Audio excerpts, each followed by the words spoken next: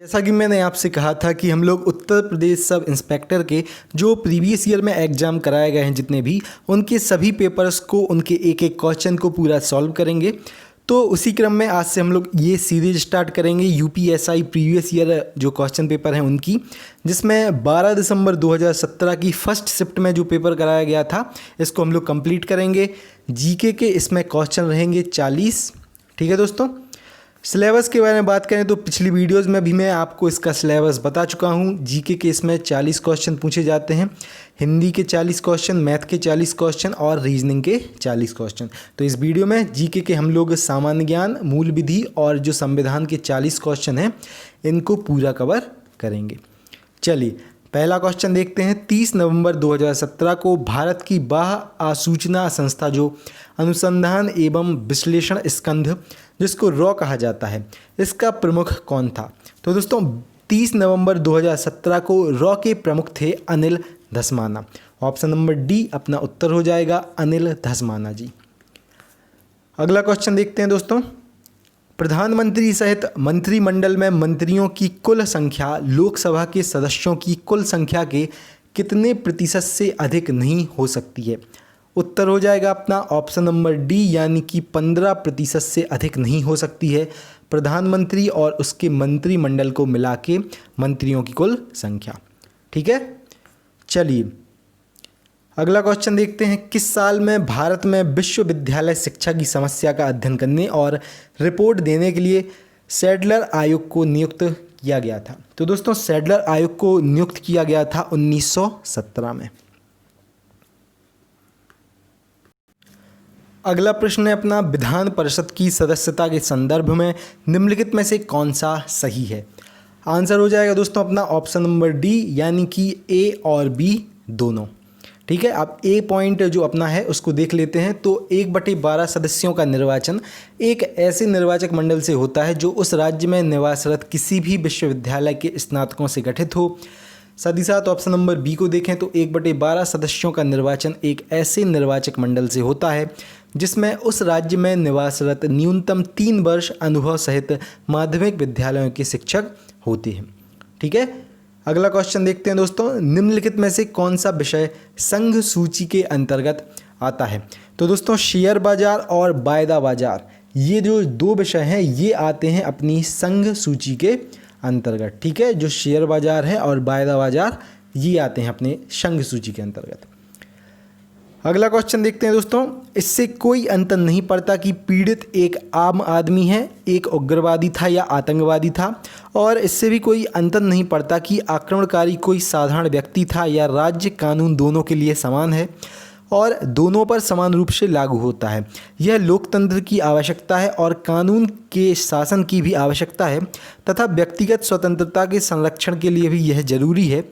8 जुलाई 2016 में दिया गया उच्चतम न्यायालय का यह आदेश मुख्यतः इसलिए महत्वपूर्ण माना जाता है क्योंकि, अब ये महत्वपूर्ण क्यों माना जाता है? पहला ऑप्शन ये दिया गया है जो कि अपना उत्तर होगा ऑप्शन नंबर ए, यानी कि इससे सशस्त्र बल विशेष शक्तियाँ अधिनियम 1958 के तहत सुरक्षा कर्मियों की दंड मुक्ति का ह्रास होता है। ठीक है, इसके बाकी ऑप्शंस अगले पेज पे दिए गए थे, लेकिन इसका उत्तर होगा अपना ऑप्शन नंबर ए। चलिए अगला क्वेश्चन देखते हैं। क्वेश्चन नंबर 47 यहाँ पे लिखा है अपना आज का क्वेश्चन नंबर 7 ये है। ठीक है, शिक्षा के अधिकार के अंतर्गत केंद्र और राज्य के बीच आर्थिक भार को किस अनुपात में बांटने पर सहमति बनी है? तो दोस्तों जो शिक्षा के अधिकार के अंतर्गत केंद्र और राज्य के बीच अनुपात होता है वो होता है 60:40। ठीक है, अपना ऑप्शन नंबर ए उत्तर हो जाएगा 60:40। अगला क्वेश्चन देखते हैं। किस मामले के कारण ऐसा माना जाता है कि आपातकाल की घोषणा की गई है? तो दोस्तों आपातकाल की घोषणा उत्तर प्रदेश राज्य बनाम राज्य नारायण। ठीक है, तो उत्तर प्रदेश राज्य बनाम राज्य नारायण जो कि 1975 के मामले के कारण ऐसा माना जाता है कि आपातकाल की घोषणा की गई। साथ ही साथ इस केस की सुनवाई इलाहाबाद हाई कोर्ट ने की थी, जिसमें तत्कालीन प्रधानमंत्री इंदिरा गांधी जी को चुनावी कदाचार का दोषी बनाया गया था। ठीक है, तो इसका उत्तर हो जाएगा option number D, sorry, option number B यानी कि उत्तर प्रदेश राज्य बनाम राज नारायण। अगला क्वेश्चन देखते हैं दोस्तों। अगला क्वेश्चन है अपना, निम्नलिखित में से किसे वर्ष 2015 के एक संशोधन के माध्यम से अनुसूचित जाति और अनुसूचित जनजाति अत्याचार निवारण अधिनियम के अंतर्गत अपराधों की तालिका में जोड़ा गया है?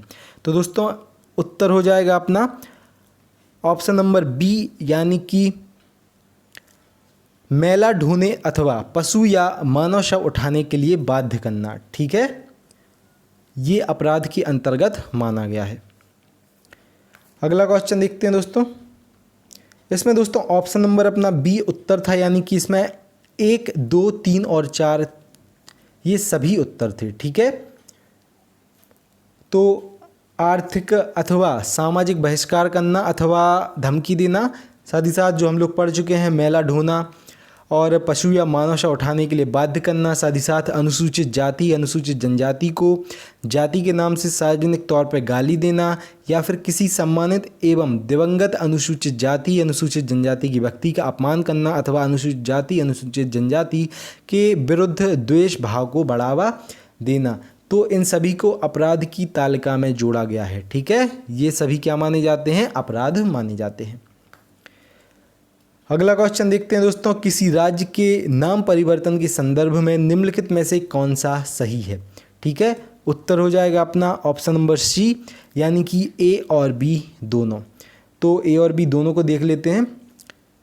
तो ऑप्शन नंबर ए है अपना, राज्य के नाम सीमा इत्यादि परिवर्तन का जो परिवर्तन करने का विशेष अधिकार होता है वो संसद के पास होता है और अंतिम निर्णय संसद ही ले सकती है। और अपना ऑप्शन नंबर बी है कि राष्ट्रपति की पूर्व संस्तुति पर ऐसा विधेयक सदन में प्रस्तुत किया जा सकता है। तो ये दोनों अपने उत्तर हो जाएंगे। अगला क्वेश्चन देखते हैं, स्व समाप्ति ऋण का मतलब क्या होता है? दोस्तों स्व समाप्ति ऋण का मतलब होता है कम या मध्यवर्ती अवधि के ऋण का एक प्रकार जो उस संपत्ति के द्वारा उत्पन्न धन से चुकाया जाता है, साथ ही साथ जिसे खरीदने के लिए इसका प्रयोग किया जाता है। तो ऑप्शन नंबर ए अपना उत्तर है। अगला क्वेश्चन देखते हैं दोस्तों, इनमें से किसे एक अनिवासी प्रत्यक्ष निवेश उद्यम में एक निवासी प्रत्यक्ष निवेशक द्वारा निवेश कहा जाता है? तो क्वेश्चन नंबर 52 इसका आंसर हो जाएगा अपना ऑप्शन नंबर सी यानी कि जावक निवेश। ठीक है, जावक निवेश अपना उत्तर हो जाएगा। अगला प्रश्न देखते हैं दोस्तों। अगला प्रश्न है अपना, जिस बाजार में प्रतिभूति दस्तावेज का पूंजी जुटाने वाले और खरीदार के बीच सीधे कारोबार होता है उसे किस के रूप में जाना जाता है? उत्तर हो जाएगा दोस्तों अपना क्वेश्चन नंबर 53 का प्राथमिक बाजार। ठीक है, प्राथमिक बाजार के रूप में जाना जाता है। अगला प्रश्न है दोस्तों अपना, निम्नलिखित में से कौन सी सूचना उपयुक्त लोक से सूचना अधिकारी से सूचना का अधिकार आरटीआई अधिनियम के तहत मांगी जा सकती है? उत्तर हो जाएगा अपना क्वेश्चन नंबर 54 का ऑप्शन नंबर डी यानी कि ए और बी दोनों। ऑप्शन नंबर ए को देख लेते हैं अब क्या है, किसी भी परीक्षा संचालक निकाय IIM UPSC इत्यादि से उक्त पत्र की प्रतिलिपियां, ठीक है, ये मांगी जा सकती हैं जो अपना सूचना का अधिकार अधिनियम है उसके द्वारा। साथ ही साथ ऑप्शन नंबर जो अपना बी है यानी कि passport, driving licence, ration card, Aadhaar card, आवेदन की स्थिति इत्यादि इनकी जानकारी। ठीक है, अगला क्वेश्चन देखते हैं दोस्तों, निम्न में से कौन सा एक व्यक्तिगत सूचना प्रबंधक और ईमेल संचार सॉफ्टवेयर है? कंप्यूटर से क्वेश्चन पूछा गया था, आंसर था इसका ऑप्शन नंबर बी यानी कि माइक्रोसॉफ्ट आउटलुक। ठीक है, नेक्स्ट क्वेश्चन देखते हैं दोस्तों, कोपेनहेगन समझौते के अनुसार वर्ष 2005 की तुलना में वर्ष 2020 तक भारत ने कितने प्रतिशत कार्बन उत्सर्जन कम करवाने का आश्वासन दिया है? तो दोस्तों इसका उत्तर था अपना ऑप्शन नंबर 1 यानी कि 20 से 25% जो कार्बन उत्पादन होता है उसको कम करवाने का भारत ने आश्वासन दिया था।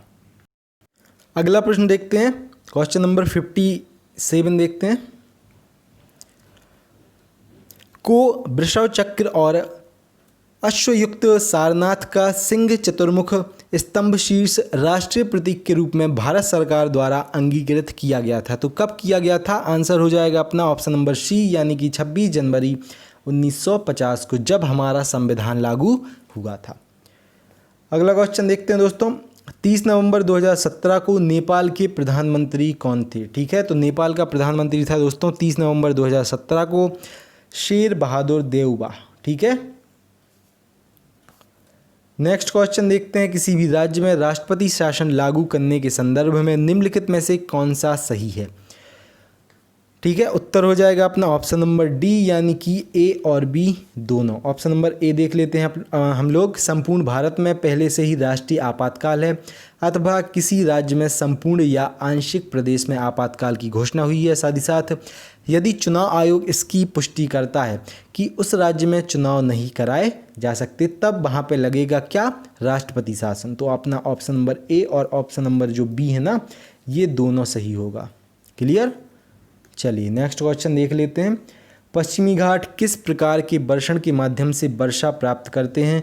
तो दोस्तों पश्चिमी घाट वर्षा प्राप्त करते हैं आपके पर्वतीय वर्षण के द्वारा। ठीक है, नेक्स्ट क्वेश्चन देखते हैं।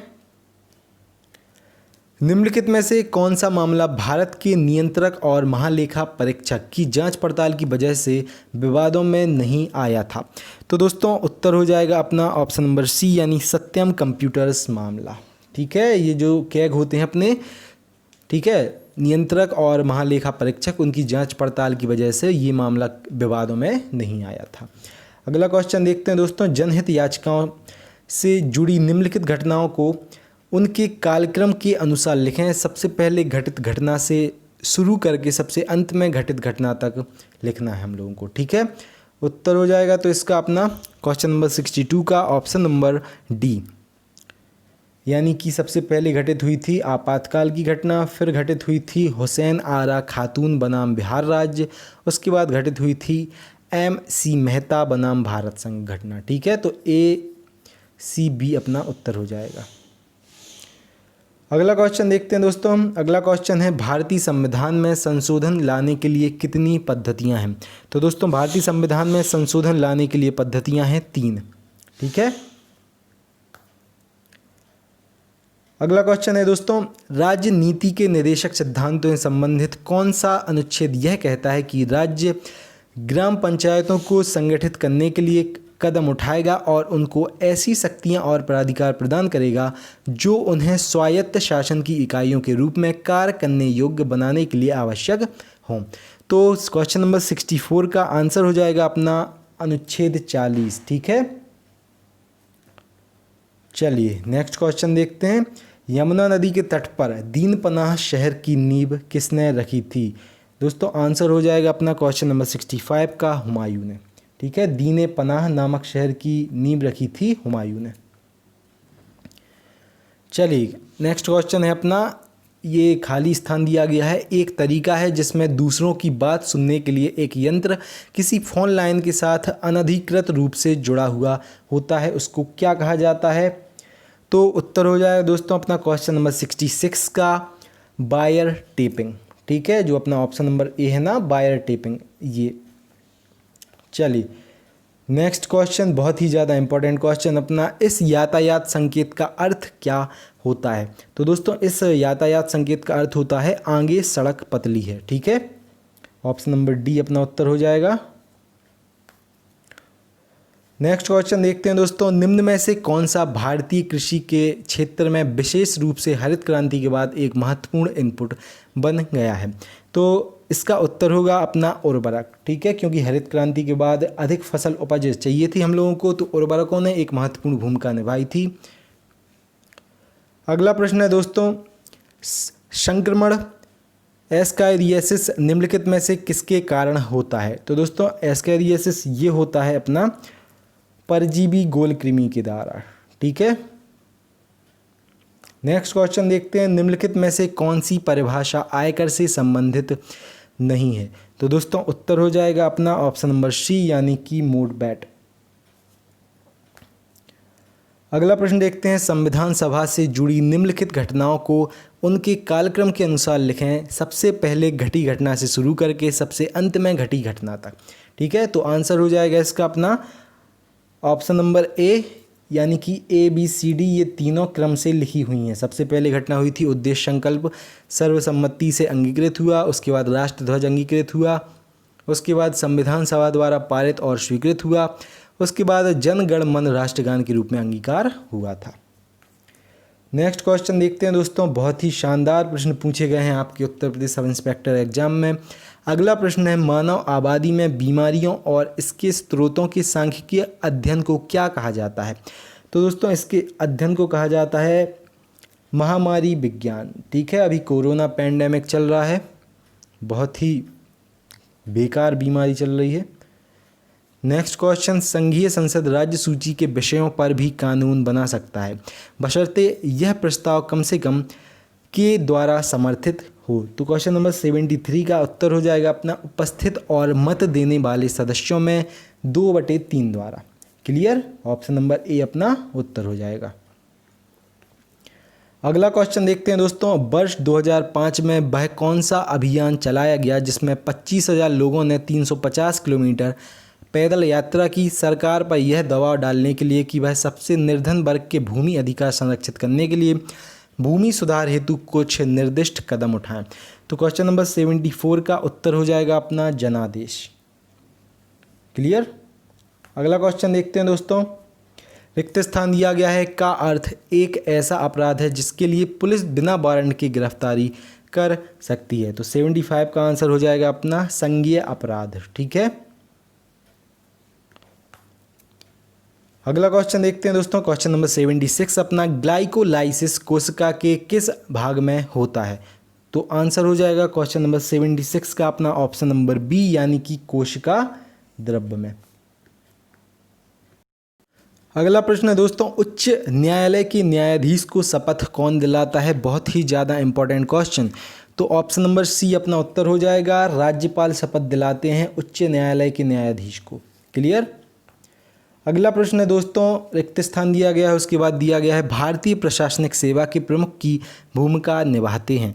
तो कौन निभाते हैं? मंत्रिमंडल के जो सचिव होते हैं ये। क्लियर, ऑप्शन नंबर डी अपना उत्तर होगा।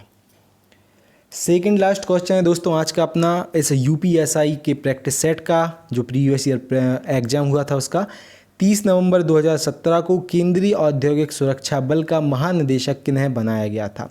ठीक है, तो आंसर हो जाएगा क्वेश्चन नंबर 79 का अपना OP सिंह। क्लियर। चलिए नेक्स्ट क्वेश्चन देखते हैं दोस्तों आज का लास्ट क्वेश्चन अपना, मछली की किस्मों के जो तलमज्जी प्रकार पाए जाते हैं वो कहाँ पर पाए जाते हैं? तो दोस्तों तलमज्जी प्रकार ये समुद्र के गहरे पानी में पाए जाते हैं। ऑप्शन नंबर ए अपना उत्तर हो जाएगा। तो दोस्तों ये थे अपने UPSI के प्रीवियस ईयर के जो क्वेश्चन, जो जनरल नॉलेज के क्वेश्चन हैं वह मैं आशा करता हूँ ये सारे क्वेश्चन आपको बिल्कुल अच्छे समझ में आ गए होंगे। आप अंदाज़ा अब लगा सकते हैं कि किस प्रकार के जनरल नॉलेज के क्वेश्चन इसमें पूछे गए थे। साथ ही साथ जितने भी एग्ज़ाम कराए गए थे, 27 इसमें ऑनलाइन एग्ज़ाम कराए गए थे और 11 ऑफलाइन एग्ज़ाम कराए गए थे, इन सभी के एक एक क्वेश्चन को हम लोग अपनी आगे की वीडियोज़ में डिस्कस करने वाले हैं। तो अगर आप चैनल पर नए हो यार, चैनल को सब्सक्राइब कर लेना, साथ ही साथ बेल आइकन पर दबा लेना, जिससे जितने भी इंपॉर्टेंट नोटिफिकेशन रहते हैं आपके पास सबसे पहले पहुँचते रहें। मिलते हैं दोस्तों अपनी अगली वीडियोज़ में। जय हिंद जय भारत। साथ ही साथ इसका जो हिंदी का पार्ट रहेगा और मैथ और रीजनिंग का पार्ट रहेगा लगातार हम लोग अपलोड करेंगे।